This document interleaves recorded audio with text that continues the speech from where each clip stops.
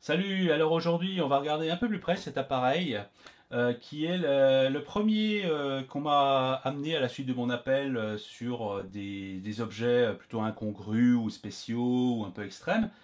Et donc aujourd'hui on m'a amené un amplificateur, préamplificateur type on va dire audiophile, très haut de gamme, très cher, très lourd, très on va dire relativement puissant. C'est un ampli LSA. Alors celui-là c'est le modèle standard, il en existe deux autres qui sont en fait le même avec des améliorations apportées, des espèces d'options qui sont mises dessus. Alors c'est un ampli, un très gros ampli, il faut bien voir qu'il est assez massif, il fait 25 cm de haut, quelque chose comme ça. Donc c'est pas un 19 pouces, mais c'est quand même très massif, ça pèse 38 kg. Donc c'est un appareil, je vais dire typique de la version audiophile des amplificateurs, c'est-à-dire avec des énormes radiateurs sur les côtés. On va voir ça. Une esthétique relativement sobre. Celui-là est plutôt réussi, je le trouve assez sympa, globalement. Il est pas si puissant que ça vu la taille. Il fait 2 fois 150 watts sous 8 ohms. Par contre, il est censé en fait débiter quand même beaucoup plus sur 4 ohms par exemple. Donc c'est un appareil qui contient plusieurs entrées, dont une entrée phono, et des entrées, ou une entrée, je ne sais plus combien il y en a, je regarde, je crois qu'il y a, oui, il y a une entrée, une paire d'entrées symétriques. Donc il accepte pas mal de choses, il y a même une sortie ligne qui permet d'utiliser que la partie préamplificateur, et il y a donc deux canaux d'amplification relativement imposants, donc 2 fois 150 watts. Alors, il a comme particularité d'être un ampli hybride, c'est-à-dire que l'étage d'entrée est à tube et la suite est à amplificateur, à transistor. Donc c'est assez massif, il est fourni avec une télécommande. Alors j'aime assez cette télécommande, c'est un simple truc d'aluminium profil, c'est un truc extrudé, avec deux capuchons de chaque côté. Mais je sais pas pourquoi, je la trouve assez agréable à prendre, elle est relativement lourde. Et je la trouve plutôt sympa. Franchement, je trouve que c'est sobre et efficace. Il y a deux piles dedans. Alors, et d'une manière étonnante, en fait, le plus est au boîtier. Le plus des piles est au boîtier. Alors, ils mettaient les données comme ne pas fonctionnant, mais finalement, elles fonctionnent. Donc, rien à voir. Alors, pour tester une télécommande, il suffit de prendre un appareil photo numérique et puis de l'allumer. Et normalement, on voit la LED infrarouge s'allumer. Alors, je ne sais pas si la caméra va le voir. Bon, là, j'utilise. Tout dépend des caméras, mais un appareil photo numérique à 99,9% voit la lumière s'allumer. Si ça s'allume, ça veut dire que la télécommande fonctionne. Donc, elle fonctionne. Et donc, ça, c'est un amplificateur ici qui est en panne. Alors, il m'est donné comme étant ne pas fonctionner du tout. Alors, il y a dedans des relais, des choses comme ça qui claquent. Et en fait, il manque un relais qui ne se met pas en route, qu'on n'entend pas. Alors, c'est évidemment des relais de temporisation de haute tension pour les étages d'entrée à tube.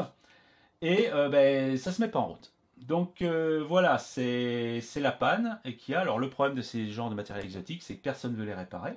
Donc, on va regarder si on peut trouver quelque chose, si on peut trouver moyen de réparer ce truc-là.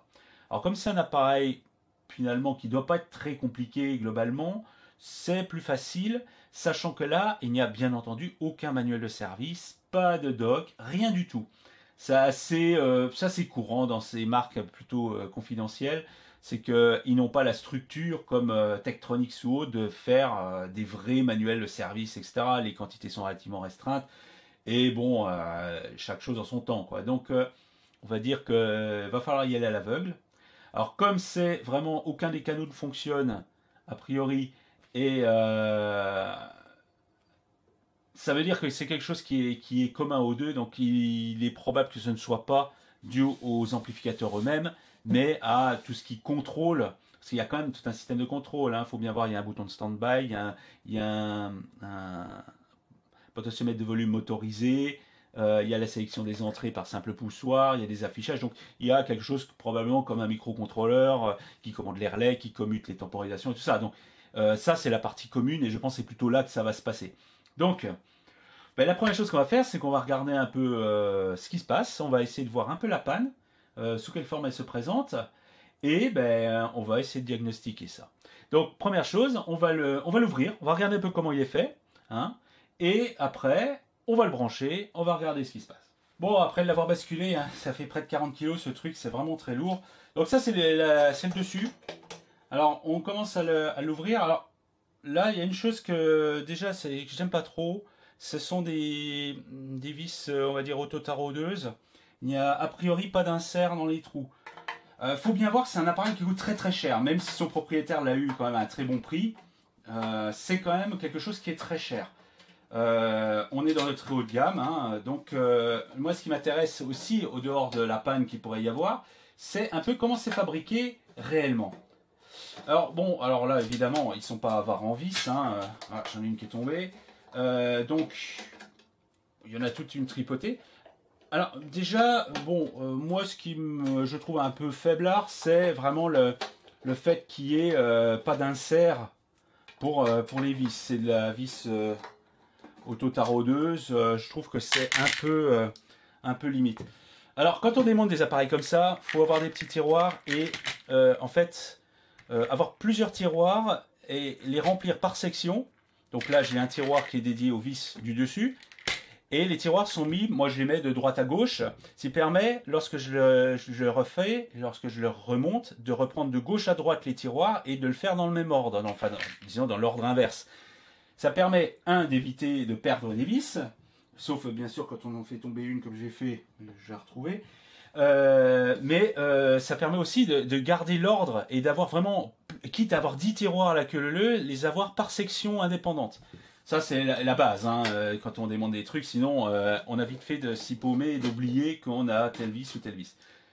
Donc, alors, le dessus, alors bon, c'est une belle tôle. Hein, c'est une tôle au moins de 2 voire 3 mm, hein, tôle traitée. Hein, une espèce d'anodisation un peu. Voilà, donc avec des ouïes au-dessus des transfos. Ok, donc, alors, qu'est-ce qu'on peut voir par ici? Bon, ben là, évidemment, la structure est quand même globalement, elle est clairement exposée. Donc, les entrées, tubes d'entrée, toute la partie amplification, donc je suppose les drivers, les transistors de puissance qui sont, je sais pas si on les voit là, qui sont en dessous, là on les voit, ils sont mis contre les radiateurs. Bon, ce qui veut dire que pour démonter ça, ça va être un enfer s'il faut démonter ça. Alors, qu'est-ce qu'il y a d'autre? Donc, transformateur, magnifique torique capoté, hein, des versions hautes. Hein. On peut trouver les mêmes toriques sur les versions plates, les versions moyennes, les versions hautes. Ici, bon, l'ampli ayant de la place, donc c'est versions hautes. Bon, filtrage, alimentation. Alors, a priori, alimentation non stabilisée, pont de diode, arrivée, fusible, pont de diode et chacun avec ses condensateurs de filtrage. Donc double mono. Hein. Donc ici tube, relais que je supposerais le relais de commutation de haute tension. Quelques réglages là, kappa au recap ici. Sinon, alors on va regarder un peu plus près la fabrication, la qualité de fabrication. A priori, il n'y a rien vraiment à en dire, donc je vais essayer de zoomer dessus. Je sais pas, oui, je peux. Donc on va regarder un peu plus près. Voilà. Donc, circuit imprimé simple face. Étonnamment, j'ai reculé un peu. Circuit imprimé simple face, il y a pas mal de straps. Étonnamment, je trouve que il y a beaucoup de straps pour une complexité, on va dire, relativement faible. Il n'y a pas non plus énormément de choses. À mon avis, ils sont pas trop emmerdés sur le routage. Après, si on regarde bien, il y a une sérigraphie qui est indiquée. Il y a quelques emplacements de vide d'ailleurs. Je pense que ça doit être le même circuit qui a évolué au fil du temps. Beaucoup de straps. Le vernis épargne indique les traces. On peut apercevoir les traces dessinées dessus, même si elles sont en dessous. Ça me semble être du verre époxy. Hein. Donc des connecteurs. J'ai essayé de montrer. Bon, on les voit ici pour les haut-parleurs. J'essaie de monter un peu. Voilà. Alors, une utilisation de connecteurs à vis ici pour les sorties. Câble de haut-parleur n'est pas très gros. Hein. Bon, ça fait 150 watts, mais ils auraient pu augmenter un peu la section de ça. Ouais, des cellules ici, cellules en sortie, des trucs de Zobel. Rien que du très classique. Hein. Résistance standard, transistor, je sais pas trop ce que c'est. On voit des... Alors, c'est écrit dessus, la sérigraphie donne les références. 2N 5551.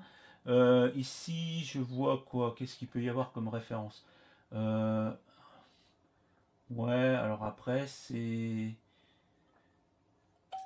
Qu'est-ce qu'il peut y avoir? C'est que c'est assez difficile à lire. Ah, 2SK30 AGR, a priori. Quelque chose comme ça.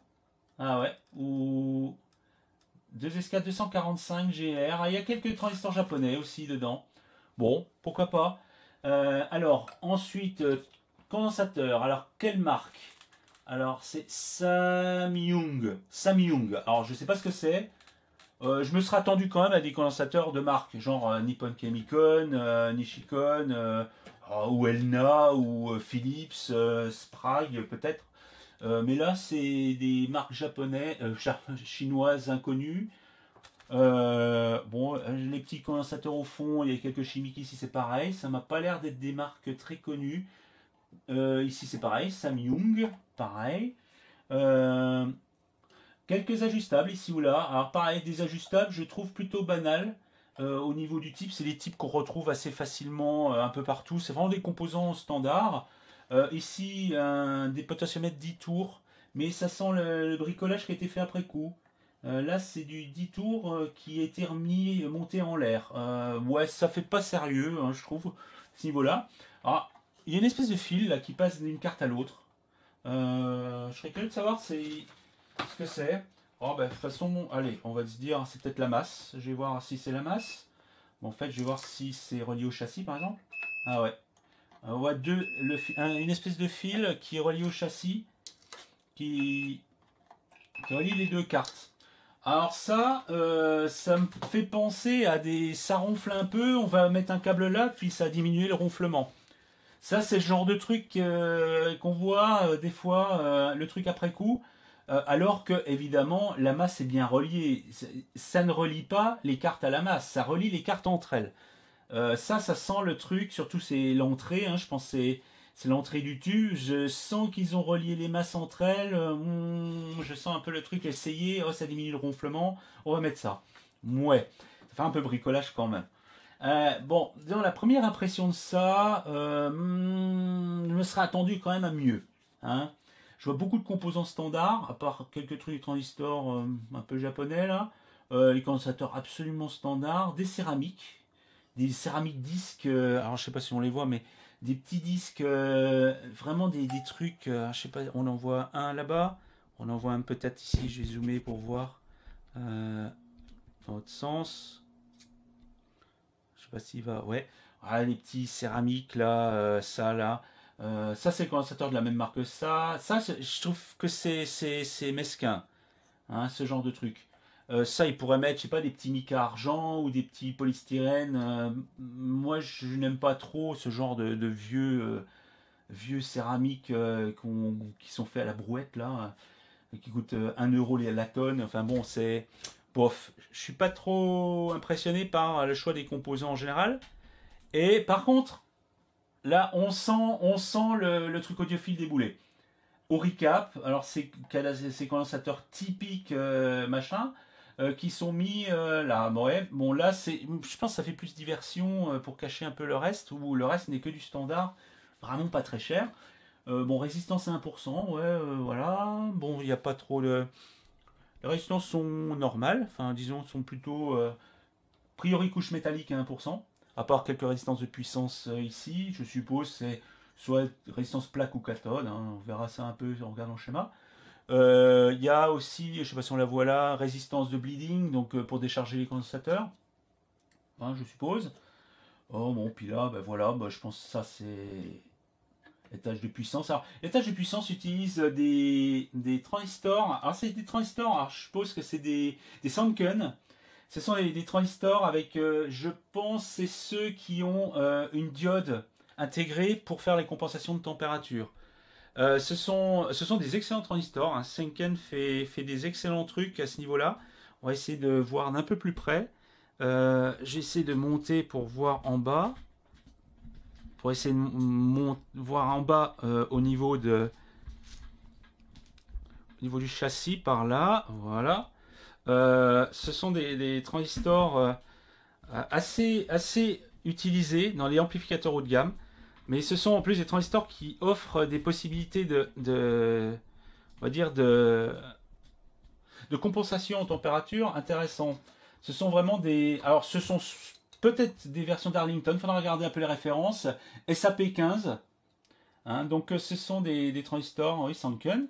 Bon, ici, je suppose les drivers. Je ne sais pas si on voit bien à la caméra les transistors eux-mêmes, mais on doit pouvoir les voir.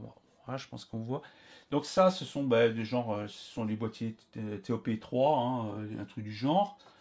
Donc ce sont ces fameux transistors, effectivement. Donc SAP15, NY. Donc ça doit être les séries NPN, ça c'est les séries PNP. Donc ça semble être un triple push-pull. Et ici on a les drivers. Alors, les drivers, je vois pas très bien ce que c'est parce que c'est écrit d'une manière... faut regarder sous le bon angle, mais je peux pas le voir. Donc je regarde de plus près. Mais bon, triple push-pull, je pense qu'il est capable d'éviter le courant qu'il faut. Je trouve que le filtrage est un peu léger. 4700 micros, 80 volts. Vu la place qu'il y a, ils auraient pu mettre un petit peu mieux. En fait, ça fait 10 000 micros par polarité, quoi. Mais c'est un peu léger. Franchement, vu le prix où ça coûte, ils pourraient mettre, vu la place qu'il y a, ils auraient pu mettre genre 22 000 micros en Nichicon, ou des trucs comme ça. Là, bon, c'est des 105 degrés, on va dire. Au moins, c'est déjà ça. Mais je trouve que c'est un peu léger la gamme d'ampli que c'est. Bon, quoi d'autre à en dire? Bon, le câblage se fait par des connecteurs. Je vais reculer un peu. Donc là, ici, on a des connecteurs un peu partout. Là, bon, c'est une arrivée. Bon, il y a des connecteurs, hein. Donc ça, c'est indépendant, ça peut être débranché. Ce qui n'est pas toujours le cas, hein. On peut, a priori, tout débrancher. Évidemment, il faut dessouder ce câble rajouté, ce bricolage rajouté. Mais le reste, malheureusement, il faut aussi démonter les radiateurs si on veut le démonter. Alors, mais l'avantage des boîtiers TOP3 là, de ce genre, c'est qu'ils sont isolés. Manifestement, enfin, le boîtier n'est pas isolé, la semelle est reliée à une électrode, mais il suffit de mettre un mica directement pour être tranquille. Il n'y a pas besoin de mettre de canon, des trucs isolants. Le trou de la vis, c'est isolé par rapport au reste. Ça simplifie le montage et le démontage. Par contre, il n'a pas l'air d'avoir de graisse thermo. La graisse silicone sur les transistors. Il y a juste un mica et c'est tout. Là, c'est pas terrible ça. Thermiquement parlant, c'est pas optimal. Donc, ouais, il y a quand même. Je trouve que globalement, c'est pas vraiment à la hauteur pour ce que les audiophiles ne regardent pas. C'est ça que je veux dire. On a le tube, évidemment. On a ces fameux trucs pour protéger les tubes. C'est des trucs rajoutés, mais c'est... Voilà. On a la capa de liaison sur lequel on met les flèches pour regarder. Là, c'est là. Mais tout ce qui est techniquement moins regardé, on voit des petits céramiques là, des capas qui ne sont pas des capas de marque, des transistors de puissance qui sont fixés sans vraiment recherche thermique, on va dire. Là, c'est juste un mica. C'est même pas un pad thermique moderne, c'est des micas sans aucune graisse, comme ça. Les fusibles, je trouve que les fusibles, ce sont des fusibles verts vraiment classiques. On va regarder comme ça. On les voit peut-être mieux comme ça. Ici, il y a deux fusibles. Alors, je ne sais pas si on peut les voir correctement. Ici, là, il y a deux fusibles. C'est des fusibles verts. Moi, je pense que, vu les courants en jeu, etc., il devrait y avoir des fusibles dignes de ce nom, des portes fusibles. Bon, au moins, on peut les enlever, mais ça reste du fusible standard. Bon. Après, tout ce qui est redressement, il y a pont de diode, ici, et il y a 4 capas, je suppose, en parallèle avec les diodes. Ça, c'est vraiment bizarre de foutre 4 capas d'un côté et 4 diodes de l'autre. Ça devrait être en même temps, sinon... Ça sert à rien de foutre un découplage antiparasite au bord d'une diode si c'est pour le déporter à l'extérieur. Donc ça, c'est une erreur de routage. C'est juste pour faire joli. Pour moi, ça fait plus joli qu'autre chose. Bon, c'est mieux que rien, mais bon, normalement, les capas devraient être en sandwich avec les diodes pour être aux bornes des diodes. Le but, c'est de les mettre aux bornes, au plus proche. C'est pas les mettre, faire joli dans un petit carré au loin. Donc ça... dedans, j'ai l'impression qu'il y a quand même des gens qui ont routé ça comme ça, qui n'ont pas trop fait d'efforts pour enlever les straps. Ils auraient pu faire ça en double face, hein, ce qui aurait pu faire un blindage recto-verso. vu le prix de l'appareil, ça aurait pu être un peu généralisé. Hein. Je veux dire, un double face, je veux dire, c'est pas pour le prix que ça coûte par rapport au prix de l'appareil. Faut bien voir, je sais plus combien coûte cet appareil, mais ça doit être peut-être 5000, 6000 ou plus euros. Hein, faut bien voir que on n'est pas dans l'appareil à 500 euros, c'est très cher. Donc je trouve qu'il y a des côtés économie qui sont pas dignes de la capacité de l'appareil, mais il y a quand même des diversions pour faire audiophile quand même. Ça, je trouve que c'est un peu hypocrite par certains côtés. Hein. Donc les beaux transfos, les tubes avec les protections, les auricaps ici pour faire joli, pour faire un, mais le reste, ben c'est ce que les audiophiles ne regardent pas. Hein. Par exemple, les audiophiles voient, les diodes sont découplées par des capas, mais ils ne voient pas que le routage est idiot. Ça ne sert à rien. Voilà.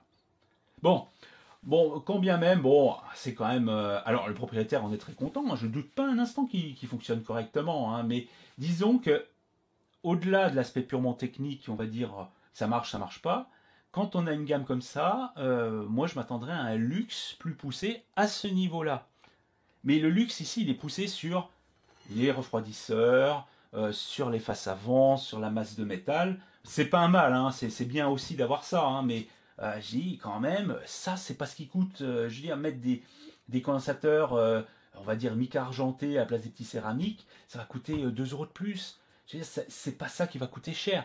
Mettre des ajustables, on va dire hermétiques de bonne qualité plutôt que ce tout venant, c'est pas ça qui va coûter cher. Et puis après, les petites modifs après coup, ils auraient pu revoir leur circuit, refaire une révision B avec les composants plutôt que de faire ce genre de truc. Bon, quoi qu'il en soit, bon, qu'importe, hein, manifestement ça fonctionne, je pense que ça fonctionne vu que la panne fait sur les deux canaux en même temps.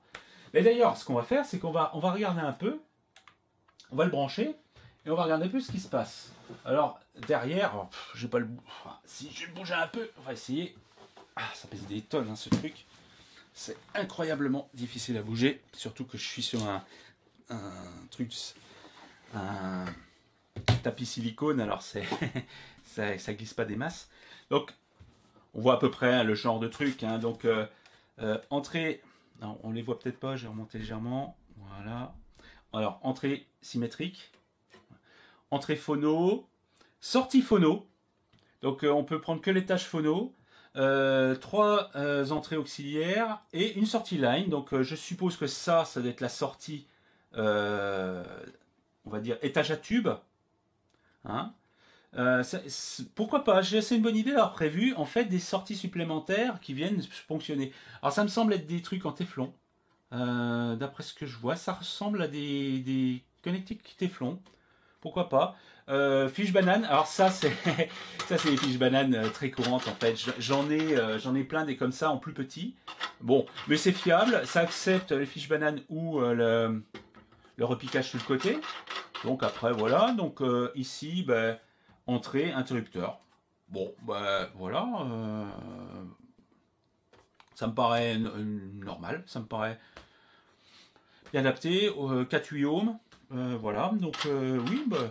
Voilà, bon, ce qu'on va faire, ben, c'est que il y a aussi c'est important quand on a des platines vinyles d'avoir la vis de masse. Important de mettre le châssis de la platine ici, hein, parce que c'est vraiment quelque chose de très sensible.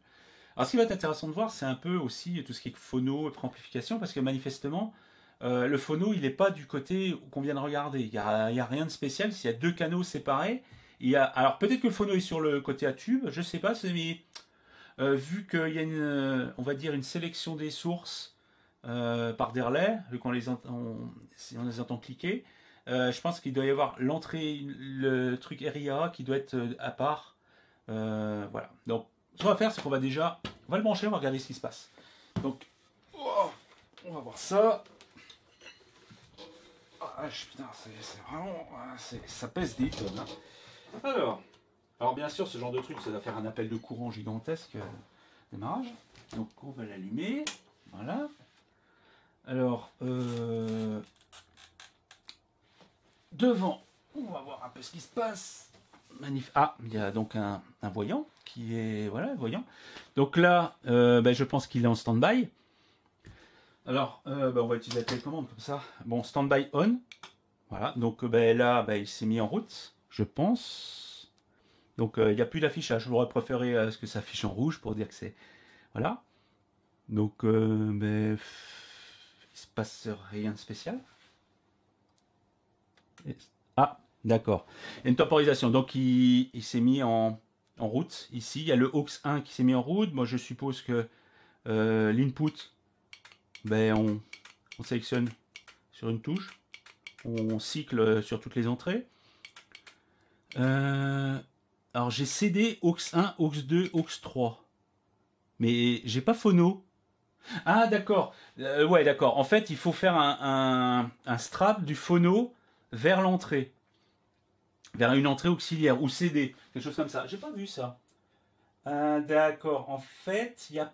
Alors, ils disent CD, mais j'ai pas d'entrée CD. Euh, Ah, je vois entrée AESEBU. Ah, ça veut dire aussi qu'il y a une entrée numérique, d'après ce que je vois là. Enfin, je sais pas, c'est bizarre. Ah, c'est bizarrement fait.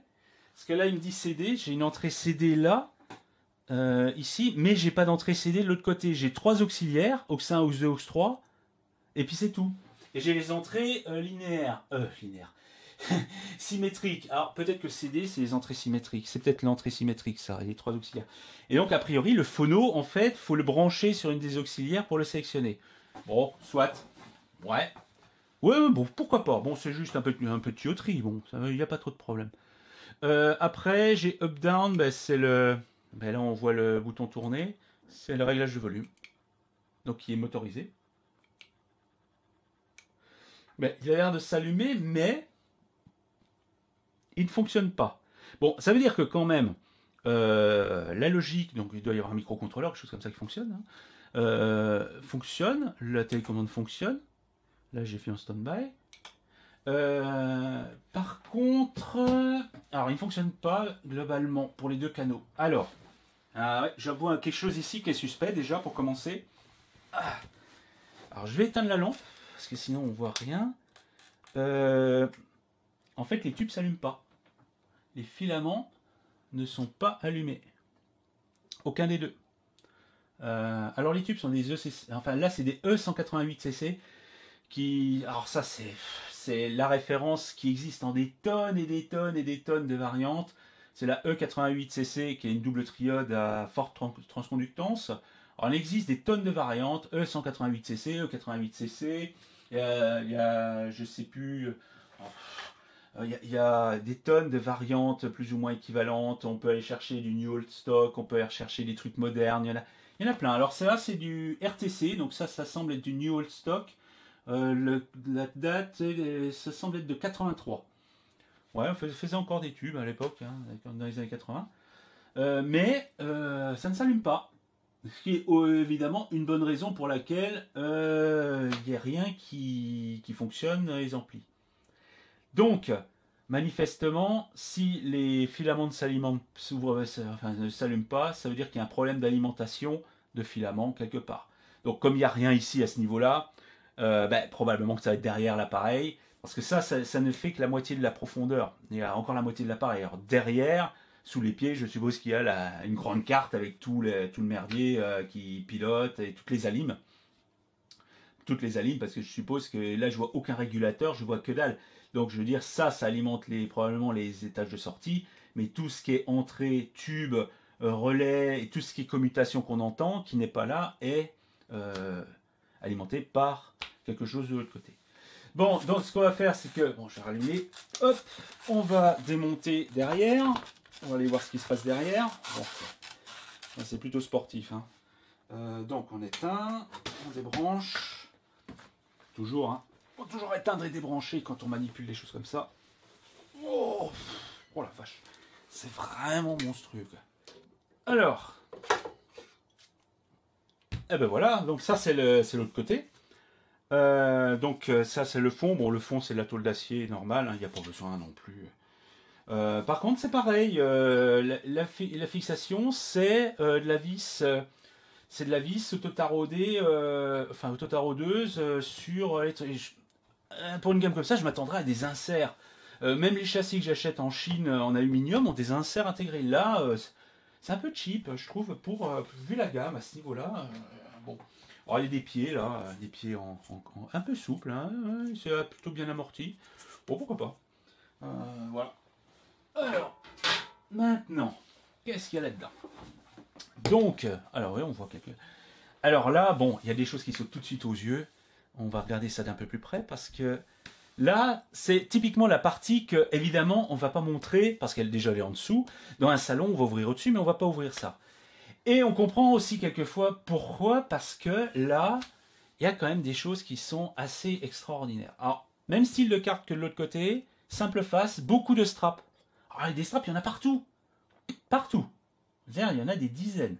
C'est vraiment étrange parce que, vu la place qu'il y a, il y aurait largement de quoi router correctement. Enfin, que j'ai correctement, avec moins de straps que ça. Et puis, vu la taille et vu le nombre de choses qu'il y a, parce qu'il n'y a vraiment pas grand-chose, hein, ça a l'air grand comme ça, mais il n'y a pas grand-chose. Je veux dire, on pourrait peut-être faire tenir tout ça sur un quart de la taille en double face. Je pense qu'on peut faire ça à l'aise. Enfin, bon, néanmoins. Alors, là, on voit tout de suite. Bon, je vois toutes sortes d'alimentations. À chaque fois, c'est la même chose. Un pont de diode. Alors, je vais essayer de zoomer sur un pour voir. On va essayer de mettre un petit plomb sur un endroit où on peut voir. On va par exemple ici. Donc ici, pont de diode, des capas autour. Toujours exactement les mêmes capas et les mêmes principes que de l'autre côté. Condensateur, des fusibles. À chaque fois, des fusibles. Alors à côté, il y a encore une alim, fusible, il y a des fusibles. Alors à chaque fois, c'est vraiment toujours pareil. Pont de diode, les condensateurs, le fusible, et puis voilà. Et puis, en fait, alors, on le voit pas ici parce que c'est dans le creux, c'est par ici, là. Et en fait, ici, on a une tôle, là, avec des régulateurs. On a le même en dessous, en bas, on le verra peut-être mieux comme ça, voilà. Donc ici, on a les régulateurs. Alors, les régulateurs, qu'est-ce que c'est? De toute façon, c'est normal qu'il y ait plein de tensions là-dedans, hein. Il y a les tubes, il y a les relais, il y a probablement le microcontrôleur, il y a les entrées-sorties, enfin il y a les ampli-op d'entrée parce que c'est ce qu'on va voir. Il y a les étages d'entrée de l'ampli à transistor, il y a la lime haute tension des tubes, enfin il y a beaucoup de choses. Donc on se retrouve avec plein de régulateurs. Alors il y en a, je pense qu'il y en a au moins 7. Alors, ce que je vois, c'est qu'est-ce que c'est? LM337, LM317, 7812, 7912. Rien que du standard, hein, des régulateurs standards. Pas de problème, hein, moi ça me pose pas de souci. Donc en fait, dans ce truc, on se retrouve avec plein de cellules d'alimentation, toutes à peu près identiques, avec toujours pont de diode, kappa, machin, et régulateur. Et les fusibles. Alors ça, je déteste ce style de fusible parce que alors déjà, il faut en trouver. C'est des fusibles vachement chiants à trouver. En plus, ils sont soudés. On peut pas les changer sans être obligé de les dessouder. Je veux dire, ça, c'est pareil. Ça, c'est des trucs faits à l'économie. Quand on met des fusibles, c'est bien d'en mettre, mais faut penser que les fusibles, c'est un consommable qui est censé être changé quand ça saute. Donc, faut penser à les mettre de sorte qu'on les change facilement. Vu la place qu'il y a, ils pouvaient mettre des portes-fusibles. D'autant plus qu'un porte-fusible, on en a un là. Ça, c'est le porte-fusible du transformateur. Donc, on a le 220 volts qui déboule. D'après ce que je comprends, ouais, il y a le 220 volts qui déboule. Il y a capacité de filtrage. Hein, je pense que c'est une capa entre les deux trucs. Il y a un MOV ici contre les surtensions. Là, je pense que ça, c'est le relais de commutation stand-by et mise en route. Et ça doit être les alimentations des différents transformateurs. Les deux transformateurs plus un qui est là. Donc je vois 3 transformateurs. Donc il y a une petite cellule ici d'alimentation. Voilà.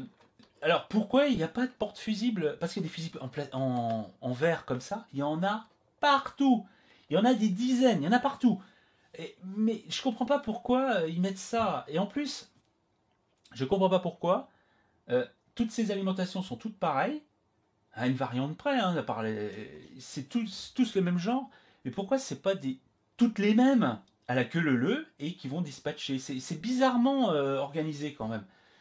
Bon, néanmoins, au moins l'avantage c'est que quand même il y a des connecteurs un peu partout, donc je vais reculer un peu. Il y a des connecteurs un peu partout. Hein. Alors certains sont dans un sens, certains sont dans l'autre, mais bon, il y a des connecteurs. En fait, oui, mais dès qu'on regarde un peu plus près, alors je sais pas si on le verra parce que ça se passe en dessous, c'est déjà au niveau des entrées symétriques. En fait, les câbles ici, c'est pas des connecteurs qu'il y a derrière, ils sont directement soudés. Pourquoi? Parce que, oups, il n'y a pas la place. Parce que, eh ben, malheureusement, les prises, elles sont juste au-dessus du circuit. Elles sont à, on va dire, à même 5 millimètres, même pas 1 centimètre de la prise. Et il n'y a pas la place. C'est un peu la honte, quoi. Oh, c'est pas la place qui manque, ils auraient pu foutre les connecteurs à côté. Donc, si je suis obligé d'enlever cette plaque, je suis déjà obligé de dessouder ça. C'est con, il y a des connecteurs partout. Là, il y en a partout, toutes les entrées arrivent. En plus, ça c'est pas mal, hein. Je veux dire, là, ici, ça, c'est toutes les entrées arrivent en fil blindé sur les connecteurs. Et là, ils n'ont pas pu parce qu'il n'y a pas la place. Ça sent le truc, oh merde, on s'est planté. Oh merde alors. Bon, tant pis, bon, ça va, ce n'est que 3 fils à chaque fois. Bon, les fils en plus sont, on va dire repérés. Ce sont des câbles avec le premier ADX, le deuxième un liseré rouge, le troisième est blanc. Donc on peut s'y retrouver. Hein, bon, ça va, hein, c'est pas trop un problème. Mais bon, pour démonter, déjà, on est obligé de dessouder des trucs. C'est pas normal. Enfin, bon, mais bon, pour moi, le plus grave, il est pas là. Pour moi, le plus grave, c'est quand je vois des choses comme ça. Ça, par contre, c'est inadmissible. Je suis désolé de le dire, là, c'est inadmissible. C'est une pauvre nappe qui déboule et qui est soudée sur des résistances qui viennent là. En fait, c'est des résistances qui viennent... ça, c'est des transistors qui pilotent les relais. En fait, ils ont été ponctionnés sur les relais en venant de ça. Alors, et c'est soudé sur les pattes de résistance. En plus, les soudures sont vraiment horribles. Hein. Ça a cramé de partout. Là, la personne qui a fait ça, il ne s'est pas soudé. Hein. C'est vraiment atroce. C'est vraiment atroce. Hein. En plus, c'est assez tendu hein, comme truc. Ça, c'est pas normal. Je suis désolé, ça, c'est pas normal. Alors, ce qui est encore plus étonnant, c'est que ça, manifestement, ces résistances, il y a une piste qui part de ces résistances et ça va, je sais pas où. Mais ça n'a pas l'air d'être. Là, il y a un truc que je comprends pas. Vraiment, il y a un truc que je comprends pas. Qu'est-ce que c'est que ça? C'est vraiment, vraiment, vraiment bizarre. Alors ça, c'est la sélection des sources. Hein. Il y en a 4. Hein. Il y a les 4 aux plus probablement les entrées symétriques. Et là, c'est piloté. Donc, manifestement, c'est piloté par l'autre côté. Donc, il va y avoir un microcontrôleur qui traîne quelque part. Je suppose par là. Sur la face avant, hein, je pense. Là, ici, il y a un circuit qui pilote le potentiomètre motorisé, mais il y a plus de choses que ça. Hein. Oh, là, il y a aussi... Là, j'ai l'impression que ça a été réparé, ou je sais pas. Il y a un pauvre fil qui va là, sur la masse et sur une des bornes du potentiomètre. C'est pas... Hein, c'est pas terrible à ce niveau-là. Là, ici, la soudure, elle est vraiment pas belle. Vraiment pas du tout. Et ça, en fait, ça m'a l'air d'avoir quelques trucs, mais ça m'a l'air à moitié rempli. Ah non, il y a des choses par là. Alors je sais pas si c'est là-dessus qu'il y a le microcontrôleur et tout. C'est possible que tout soit là. Parce que ça part ailleurs. J'ai pas l'impression que ça va sur le circuit. Le problème c'est que... Ah non, il y a un autre circuit à l'avant. Il y a un autre circuit sur la face avant qui doit contenir toute la logique. Donc bon, mais ça c'est vraiment pas terrible. Alors condensateur, toujours la même marque. Hein, toujours ce truc, je sais plus comment c'est. Samyung. C'est pour faire faux Samsung. C'est pareil, ça c'est pareil, ça c'est... Ah ça c'est Novea. Ah ici j'en ai un, c'est Novea. Ça c'est une marque un peu plus connue, mais je pensais qu'il n'existait plus. Mais bon, manifestement il existe encore. Samyung encore, tout ça c'est du Samyung. Toutes les capas, c'est des capas pas chers. Oh, c'est grignoté, pas grand chose quoi. Alors ça aussi c'est... Alors ici il semblerait, alors on verra quand on va la démonter, s'il faut la démonter. Ici là dans cette zone là, on va grossir, il y a toute une zone vide. Alors peut-être que c'est de l'autre côté que ça se passe, hein, je pense vu que c'est... On a une sérigraphie qui montre un circuit intégré qui doit être de l'autre côté. Alors, je comprends pas si c'est là qu'il y a le microcontrôleur ou si c'est là-bas de l'autre côté. Si je sais pas.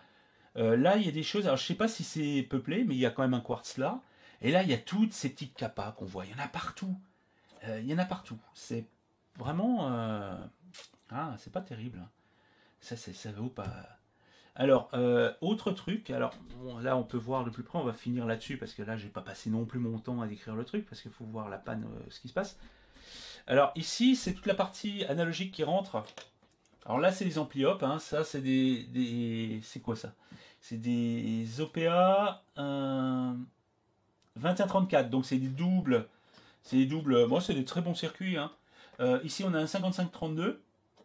Alors qu'est-ce que... Alors ça c'est le truc, là aussi, bon, je vais le dire parce que là c'est vraiment bizarre. Où est-ce que je suis là? Non, je suis dans l'autre sens. Voilà, c'est là que ça se passe. Ça, c'est qu'il faut que j'éclaircisse un peu en dessous. C'est pas évident d'éclairer là-dessous sans gêner tout parce que... ouais. Voilà. Je pense qu'on va le voir là. Voilà, on va faire ça comme ça. Là arrive l'entrée RIA, l'entrée phono. Ici, voilà, on les voit. Il y a quelques composants passifs. Alors, on les remarque comme ils sont beaux. Il y a 2 chimiques, 2 résistances et des capas céramiques. Et vraiment les céramiques à la con, machin. Ça sent le premier étage de la correction RIA. Si c'est le cas, c'est vraiment la honte. Parce que là, c'est une correction RIA, c'est super, super sensible. Quoi. Et là, en fait, quand on suit les pistes, en fait, on arrive sur cette section-là. Et c'est logique, parce que sur cette section-là, on retrouve des condensateurs des résistances qui sont la suite de la correction RIA. Alors, d'après ce que je vois ici, c'est une correction RIA semi-active avec un étage passif qui est l'étage d'entrée, ce qui est quand même plutôt tordu, et la suite qui est là. Et pareil, petite capa céramique, vraiment bas de gamme, condensateur plastique, vraiment bas de gamme, hein, des chimiques, alors je ne sais même pas, je pense que c'est les sorties qui sont découplées par des chimiques, donc ici, et un 5532, donc l'étage d'entrée phono, alors là, on ne peut pas faire plus ras des pâquerettes et plus, entre guillemets, bas de gamme que ça. Ça, c'est pas normal sur un appareil de cette gamme. Alors, bien sûr, ça marche. Évidemment que ça marche. S'ils ont trié leurs composants, etc., bon, on devrait avoir quelque chose qui suit à peu près la courbe.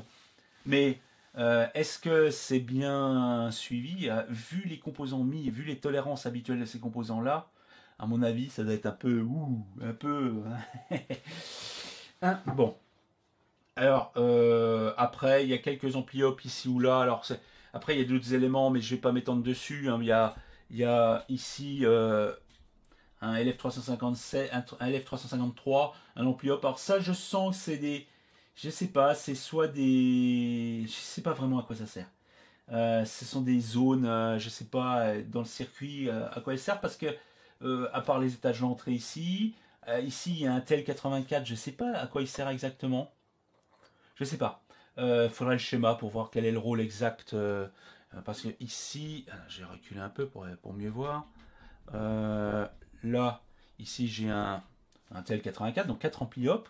Et toute une section ici, je sais pas à quoi elle sert exactement. Ça va, je sais pas où. Je sais pas. J'avoue, je vois pas à quoi c'est branché et si ça a un rôle particulier.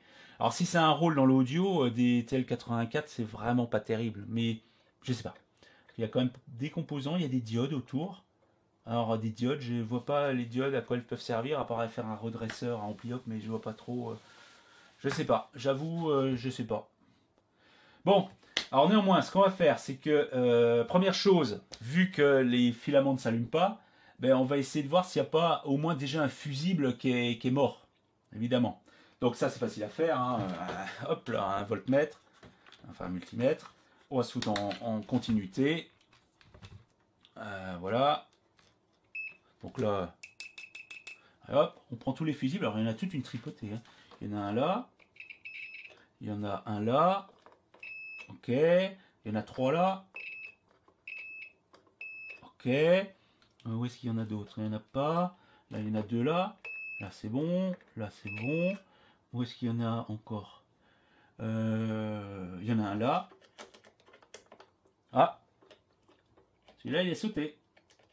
Ouais, là, et ben voilà, donc celui-là déjà il est sauté. Alors où est-ce qu'il va celui-là? Bon, là il y a pont de diode, fusil de pont de diode, kappa, et il va directement sur. Alors bah, je vais prendre le pont de diode, je vais prendre une des sorties des diodes, on va voir quel régulateur ça touche. C'est facile à voir. Il faut choisir une bonne patte. J'essaie de voir voilà, c'est le régulateur qui est en dessous. Donc c'est le régulateur qui est là. On va essayer de zoomer un peu, histoire de voir un peu mieux. Voilà. Donc ce serait le premier régulateur, ici. Celui-là. C'est normal, bon, c'est toute la zone ici, ben, c'est la zone qui s'occupe de ça. Et c'est quoi comme régulateur? Je regardais. Hop, ben voilà, ben, c'est un 7812. Ah ben, si ça, ce n'est pas le régulateur qui met les filaments en route, je serais pas étonné que ça soit une bonne raison pour laquelle, ben, il n'y a pas de filament, évidemment. C'est sûr que là... Alors, évidemment, déjà, ça me fait penser que ben, de toute façon, déjà, il va falloir changer le fusible, évidemment. Donc ça veut dire qu'il va falloir démonter tout ça. Et puis bon, quelque part, si le fusible a sauté, c'est peut-être parce qu'il y a une raison. Hein. Donc ici, les filaments, le problème des filaments, c'est qu'à l'allumage, il y a un appel de courant parce qu'ils sont froids et ils ont une résistance interne qui est faible. Donc, mais comme il y a un régulateur ici, le courant est censé être limité par le régulateur. Donc déjà que alors c'est un fusible, alors c'est noté dessus, c'est ça qui est bien, c'est un fusible de 1 ampère. C'est écrit dessus, c'est écrit là en temporisé. Donc ce qui explique le fait qu'il soit temporisé est le bon choix par rapport au type de fonctionnement de ce genre de truc, vu que le filament tute pas mal le courant au démarrage. Donc s'il a sauté, c'est... je sais pas... alors ce qu'on pourrait voir, c'est déjà si, bah, vu qu'à ces bornes on n'a rien, c'est pas un court-circuit au niveau des diodes par exemple. Ce qu'on peut tester aussi, c'est est-ce qu'il y a un court-circuit en sortie. Alors c'est pas évident. Alors on pourrait le voir ici. Ça c'est la sortie. J'ai 7 ohms en sortie. Mais 7 ohms, il faut bien voir que j'ai les tubes de l'autre côté. Donc c'est normal. Si j'enlève les tubes, je vais les enlever. J'enlève les deux tubes. Alors c'est des tubes de 6 volts 3, donc les tubes sont en série. C'est normal donc que les deux ne s'allument pas. Si je fais ça, là, ben j'ai rien. Voilà, j'ai la capa qui se charge, mais j'ai pas de court-circuit dans le circuit, j'ai pas de court-circuit dans la ligne. J'ai juste les filaments, donc a priori il n'y a rien de catastrophique à ce niveau-là. Je pense que c'est juste un appel de courant qui a merdé. C'est peut-être un fusible défectueux hein, en lui-même et qui avait une faiblesse. Mais comme il n'y a pas de court-circuit à la suite, il n'y a pas de raison particulière qui saute. Il n'y a pas de panne manifestement à la suite. Quoi. Parce que, évidemment, quand un fusible saute, la première chose qu'on cherche à regarder, c'est pourquoi un fusible saute. Mais là, il n'y a rien sur la ligne.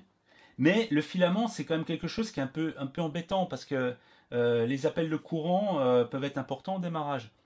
Donc là, vu qu'on a 6 ohms, pour les deux tubes en série, donc on voit un peu la résistance à froid, 6 ohms sous 12 volts, ça fait 2 ampères. Mais normalement, le régulateur doit limiter à peut-être un 1,5. Ah, voilà, voilà. Et en fait, en recherchant un peu plus, parce que j'ai recherché un peu plus, cette alimentation-là, elle alimente aussi les relais. C'est ce qui alimente les relais pour commuter la haute tension. Alors la haute tension, alors étonnamment, j'en parlais un petit peu, la haute tension, elle est par là. Elle est au-dessus, donc je vais remonter. La haute tension, elle est au-dessus. Alors c'est vraiment, c'est à l'autre bout de la planète. Elle est là. Ça, c'est la capa haute tension. C'est un 220 micros, 250 volts, ce qui n'est pas extravagant. Et la haute tension, elle est faite par LM317. Étonnamment. En fait, il y a a priori deux hautes tensions. Alors, j'ai pas vu comment la structure est faite, mais il y a plus ou moins 66 volts, d'après ce que j'ai cru. Alors, je sais pas trop, faudrait que je regarde plus la structure. Bon, on va pas non plus décortiquer l'appareil complètement. Mais ce qui est intéressant, c'est que c'est régulier par un LM317. Alors, on pourrait se dire, mais pourquoi, comment on peut utiliser un LM317 pour des hautes tensions? Mais en fait, on peut l'utiliser pour des hautes tensions. Ce qui compte, c'est la différence entre l'entrée et la sortie du régulateur. S'il est flottant à 1 kV et que l'ondulation elle fait plus ou moins 5 volts et je n'en sors jamais, on peut très bien utiliser un régulateur de ce genre. Hein, mais il n'y a rien qui l'empêche. Par contre, alors là, il y a une chose auquel ce n'est pas protégé du tout, c'est contre les courts-circuits. Parce que si on fout un court-circuit en sortie, on se retrouve avec toute la tension d'entrée et 0 volt en sortie aux bornes du régulateur. Et là, le régulateur, il est cramé, quoi, direct. Donc le risque d'utiliser ça comme ça, c'est que c'est plus protégé en court-circuit du tout. Mais sinon, en flottant comme ça, il n'y a pas de problème, on peut le faire. On peut le faire sans souci. Donc ils n'ont utilisé que des trucs standards et pas de trucs exotiques.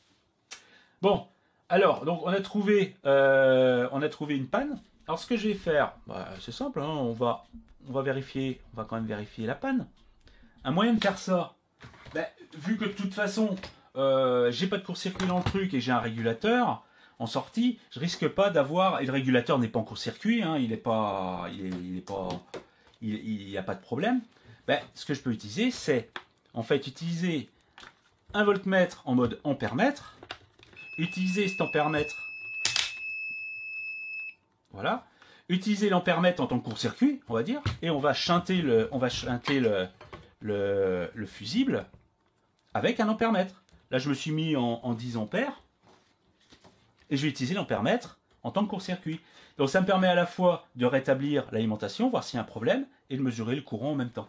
Alors donc, ce que je vais faire, c'est que je vais rebrancher ça. On va rebrancher ça. Que là, voilà, hop. On va l'allumer. Voilà. On le met en route. Punk, voilà. Et puis, ce que je vais faire, c'est que je vais court-circuiter le fusible avec l'ampère-mètre.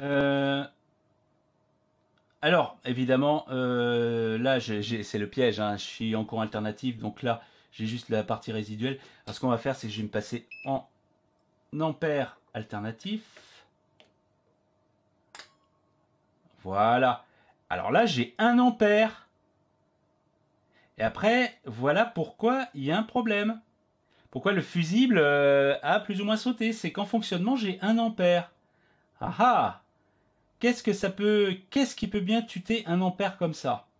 Donc là, je suis pas étonné que le fusible, à force, il est lâché. Alors on va regarder d'un peu plus près dans le temps comment ça varie. Alors ce que je vais faire, c'est que je vais l'éteindre. Voilà. Enfin, je le mets en veille. Ah, j'ai tapé la caméra. Je vais mettre en veille. Alors c'est con, j'ai pas de...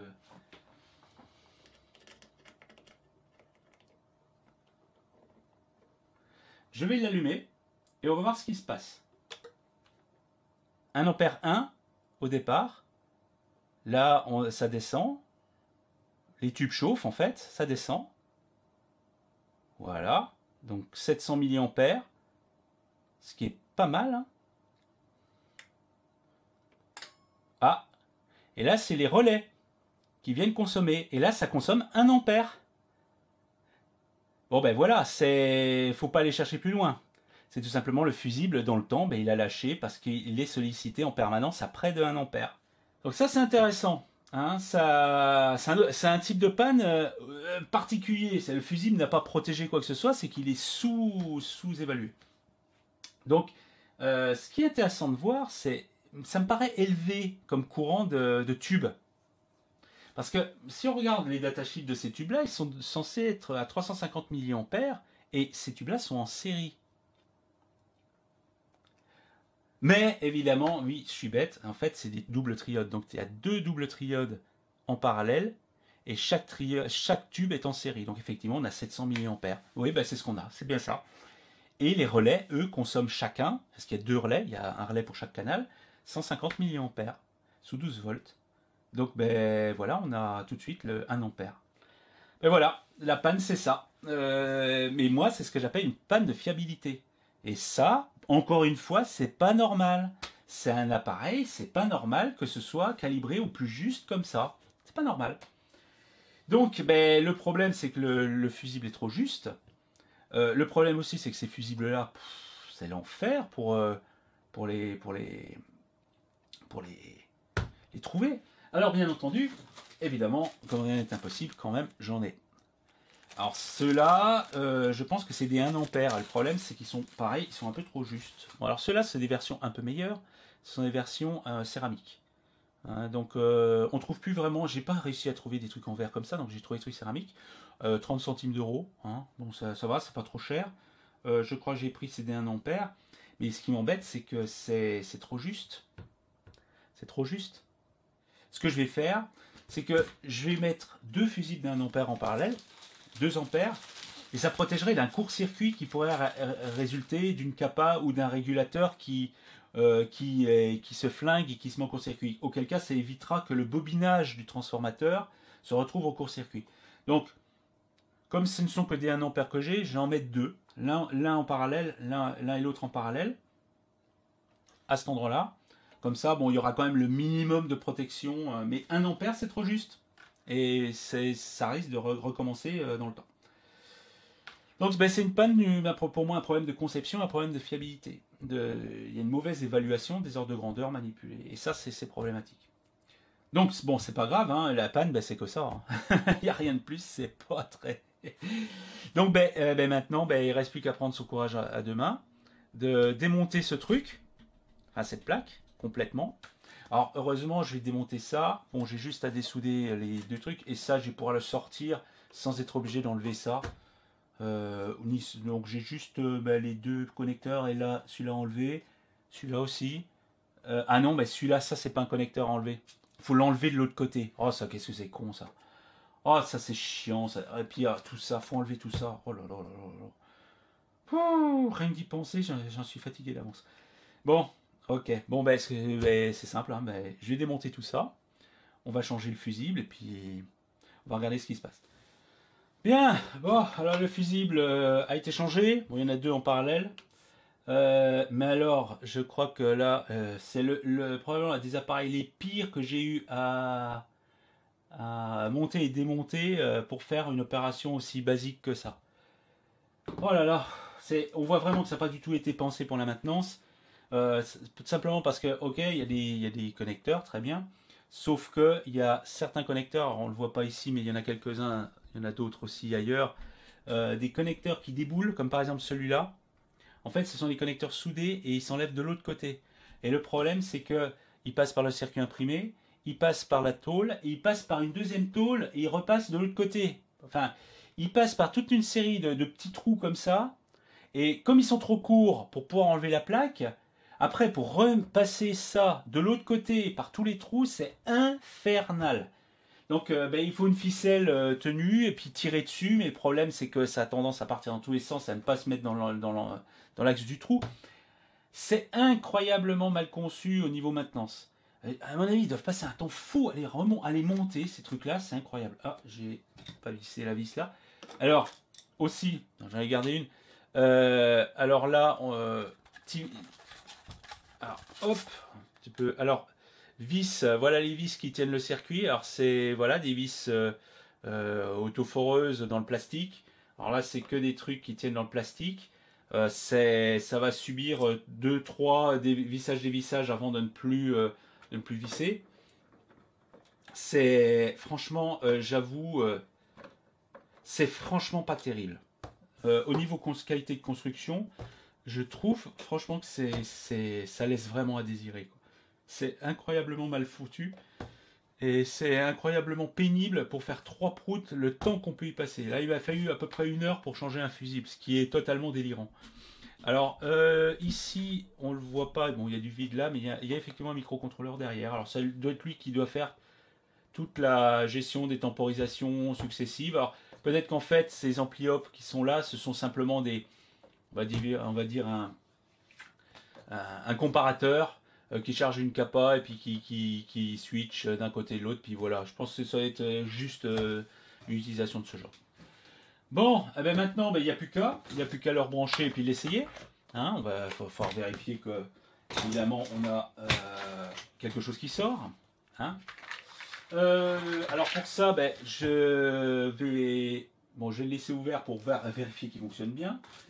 Alors pour le brancher, évidemment, alors j'ai ça, mais il faudra que je le fixe. Bon, ça c'est, en fait des résistances. Il y a 8 ohms de résistance pour charger l'ampli, hein, c'est pour éviter de le mettre en l'air. Bon, on peut, hein, c'est pas un problème, mais au moins on va l'utiliser normalement. Puis on va déjà voir s'il y a un signal de sortie, évidemment. L'audio précision va nous aider là-dessus, mais bon, on va voir déjà s'il refonctionne, s'il n'y a pas une autre panne, parce qu'on ne sait jamais. Hein. Là, j'ai fait que la première étape. On va voir la suite. Donc je le remets, puis je le branche, et puis on va voir. Ok, donc là j'ai branché tout ça. Là on va commencer simplement par mesurer la distorsion, hein, parce que c'est ce qui va être le plus frappant sur ce style de topologie avec un tube d'entrée. Donc ici, je vais simplement choisir H2, juste pour voir. Alors, canal A, c'est la sortie de l'ampli. On voit qu'ici, je rentre 0,1 volt RMS et ça sort à peu près 10 volts RMS. Donc on a un gain à peu près de 100 au niveau de l'ampli en tension. Ici, j'ai la tension de sortie au niveau du tube. Hein, c'est ce qui attaque l'ampli à transistor. Donc j'ai un gain à peu près de 3. Donc ici, j'ai la distorsion H2, qu'on voit. Elle est à peu près identique des deux côtés. Bon, ce qui veut tout simplement dire que l'ampli en lui-même ne distord quasiment pas. Enfin, en tout cas, très très peu par rapport à l'étage à tube. Hein. On peut voir que c'est essentiellement de la H2. On va ça. Parce que si je passe en H3, bon, en fait, voilà. Si je passe en H3, ben, j'ai quasiment rien. J'ai très peu de distorsion en H3. En fait, c'est essentiellement de la H2 qui est fournie parce que c'est un simple étage. Bon, après, les H4, machin, il n'y en a quasiment plus. Donc, en fait, ce qui sort, c'est essentiellement de la H2. Et c'est exactement ce qui était prévisible, hein, à ce niveau-là. Hein. Alors, ce qu'on peut faire là, c'est juste faire la distorsion en fonction de la fréquence. Donc, ici, je vais lancer une mesure de la distorsion fréquence. Des deux, alors, ça, c'est la distorsion fréquence des deux avant et après l'ampli. À transistor. Donc c'est essentiellement la distorsion qui sort du tube, c'est 0,2 partout. Tout ça pour 10 volts en sortie. Là je suis à fond, là je sors à peu près une douzaine de watts. Si on monte un peu plus à 0,2 volts, bon, j'ai 20 volts RMS, je suis à 0,4% de distorsion. Hein, ce qui, voilà, bon, ça donne, on reste à peu près dans un ordre d'idée. Donc ici on est à une cinquantaine de watts de dissipation. Hein, donc voilà. C'est vraiment typique de ce genre de truc où en fait on a un étage à tube qui fournit de la distorsion H2 relativement beaucoup, mais bon, ça donne quelque chose qui est probablement plus flatteur, parce que donnant un son plus plein, entre guillemets, voilà. Donc ça c'est ce dont il fallait s'attendre. Alors ce qui est intéressant là-dedans, c'est aussi de regarder un peu ce qui se passe si je passe en entrée, on va dire symétrique. Là ici je suis en entrée asymétrique cinch. Je vais passer à l'entrée symétrique ici et je vais choisir évidemment le canal. Alors évidemment le canal CD c'est bien celui qui correspond. Voilà. Alors ici voilà, je suis à 8,9. Donc en fait, il n'y a pas le même niveau. Hein. Là, l'entrée asymétrique a une sensibilité 2 fois plus grande. Hein, faudra y penser.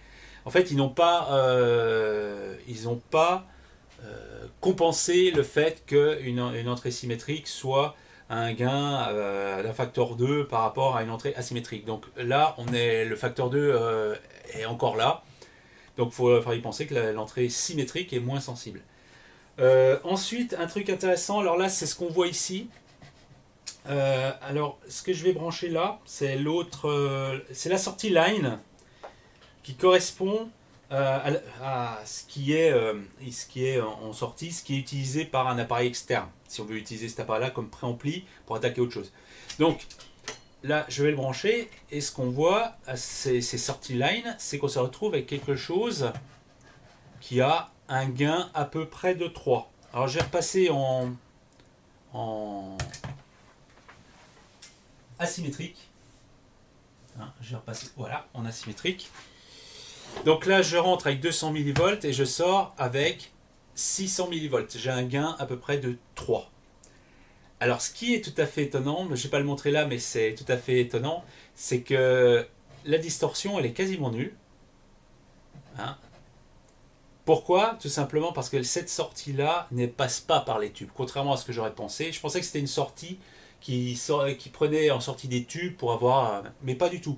En fait, cette chose-là, en regardant à l'intérieur, simplement, cette sortie line-out n'est simplement qu'un ampli-op avec un gain de 3 en sortie, indépendamment de l'ampli lui-même. Donc en fait, on n'a pas de distorsion, évidemment, on n'a que dalle. Et puis voilà, donc même si on met toutes les distorsions possibles, on n'a quasiment rien. Et ben ouais, c'est simplement les ampli-op, ben ça, c'est tout de suite, ça pompe plus grand chose. Hein. Donc cette sortie-là n'est pas du tout liée au tube ou quoi que ce soit. Donc j'aurais pensé que ce serait le cas, mais ce n'est pas le cas. Donc ça, c'était juste pour vérifier que ça, c'est indépendant. Donc là, je vais remettre la sortie du tube. Alors, ce qui va être intéressant, c'est regarder un peu la courbe de réponse, par exemple. Donc, on va, par exemple, se mettre en audio analyzer. On va faire une mesure d'amplitude. Donc, je vais faire une mesure d'amplitude ici.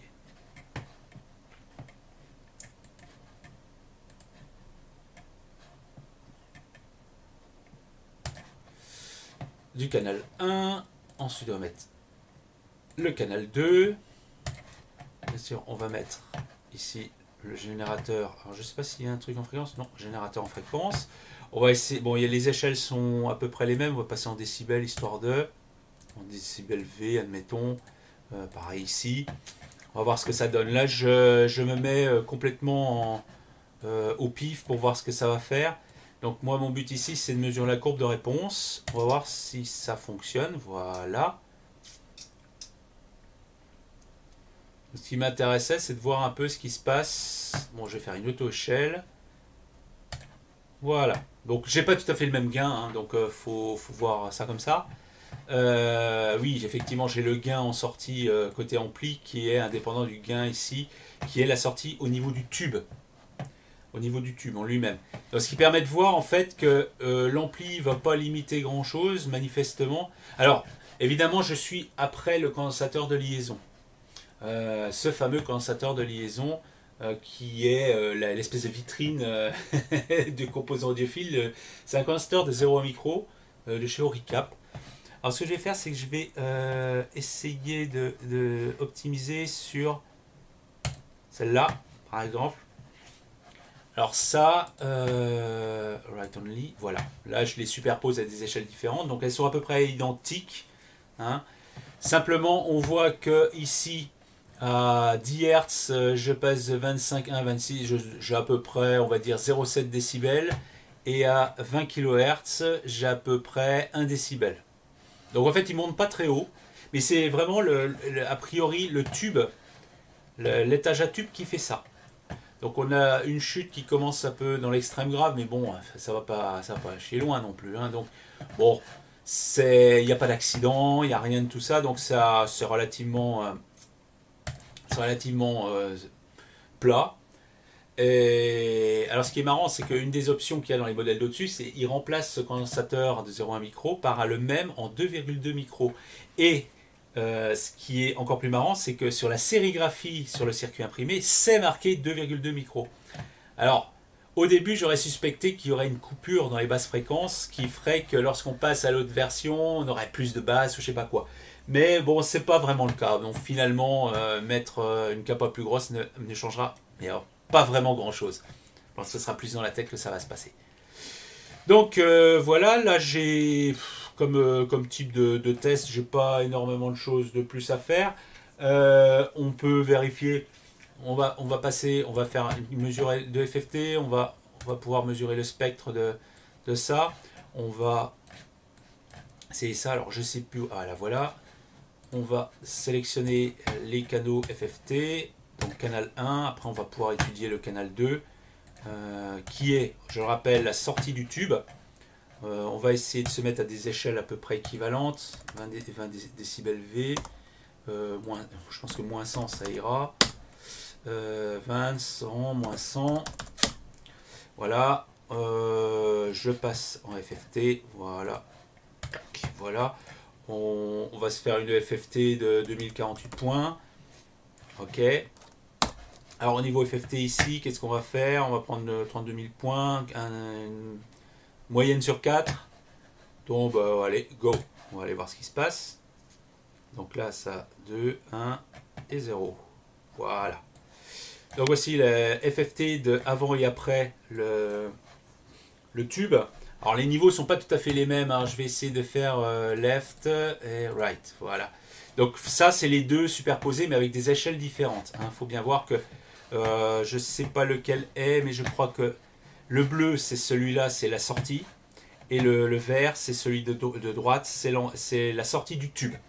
Donc on a des distorsions un peu semblables, sauf les distorsions en rang très élevé, où là on retrouve probablement soit une petite distorsion de croisement, quelque chose comme ça, qui vient de tout ce qui est semi-conducteur. On retrouve quelque chose qui est plutôt connu à ce niveau-là. Par contre, bon, la distorsion en elle-même, H2, elle est très élevée, hein, donc on est ici, on est à peu près à moins 2, et là, moins 52, on va dire il y a 50 décibels de distorsion. La distorsion H2 est à moins 50 décibels. Donc ouais, c'est quand même assez élevé. On peut voir, alors ici, il sort quand même de la puissance.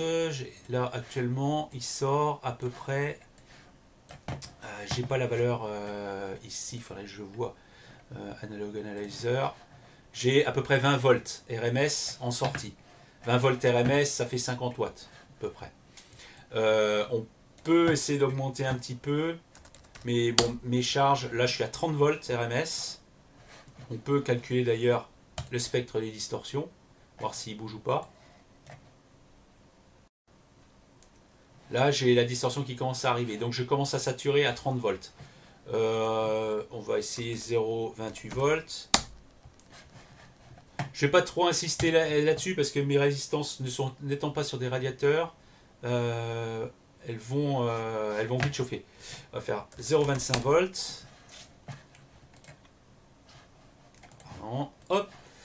En fait, on voit toutes les distorsions, tous les trucs de distorsion qui déboulent, qui sont de la, on va dire de la saturation. 0,22 volts. On commence déjà à saturer quand même à ce niveau-là. Hein, on commence à voir la distorsion. Alors bien sûr, il faut que je fasse. Voilà. Ouais. Je me suis fait avoir. En fait, ça distord pas encore, c'est parce que j'ai pas les mêmes échelles. On va revenir à 0,25. Faut que j'optimise chacune séparément pour que je fasse des échelles. Voilà, donc on est toujours pareil. Pour l'instant 0,25, alors 0,3. Donc on est à ici. Alors j'ai plus la fenêtre, c'est chiant. On continue, j'essaie de trouver le point de saturation. Voir un peu quelle puissance il sort. Là, on commence à distordre. Là. Donc là, je suis à 0,3 volts. Alors, 0,3 volts semble être la tension maximale d'entrée. Et on sort à peu près une trentaine de volts RMS en sortie. Alors, si on calcule, ça fait 30 volts. Alors, 30 volts fois 30 volts sur 8. Ça fait 900 sur 8. Ça fait un peu plus de 110 watts. Donc, en fait, il sature avant, j'ai l'impression.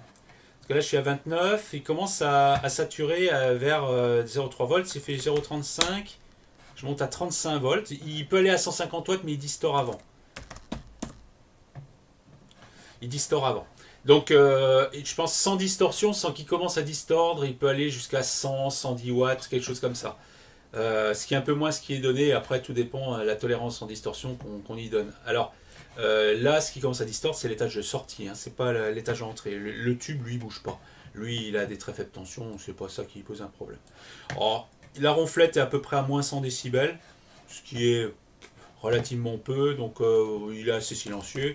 Surtout que mon câblage n'est pas idéal, hein, c'est des trucs pas top à ce niveau-là, donc il est plutôt silencieux. Donc ben, il se comporte exactement comme prévu, hein. Avec évidemment des tubes qui mettent de la distorsion pour que ce soit flatteur. Donc il n'y a rien de magique ni d'extraordinaire là-dedans. Donc voilà, ça c'était un peu les mesures. Bon, évidemment, bon, l'appareil se comporte très bien, donc il est réparé. Et puis voilà, donc déjà à ce niveau-là, on a vu un peu un appareil un peu hors norme, hein, qui est beau, gros, etc. Mais au-delà des mesures qui sont exactement comme on pourrait s'imaginer, donc qui ne posent pas de problème à ce niveau-là, je trouve que la qualité de réalisation n'est pas à la hauteur des prétentions et des tarifs appliqués dans ce genre d'appareil. Je trouve que ils ont mis des trucs un peu tape à l'œil, histoire de, mais ce que les audiophiles ne regardent pas, là par contre, faut pas regarder trop près parce qu'il y a quand même des trucs qui sont pas terribles. Donc, je dirais, le truc est mitigé. Hein. Après, que faudrait-il faire pour l'améliorer? Bah ça, son propriétaire m'a demandé des choses là-dessus, mais bon, ce ne sera pas dans cet épisode-là. Éventuellement, j'en ferai un supplément sur quelques voies d'amélioration. Mais après, quelle amélioration? Diminuer la distorsion?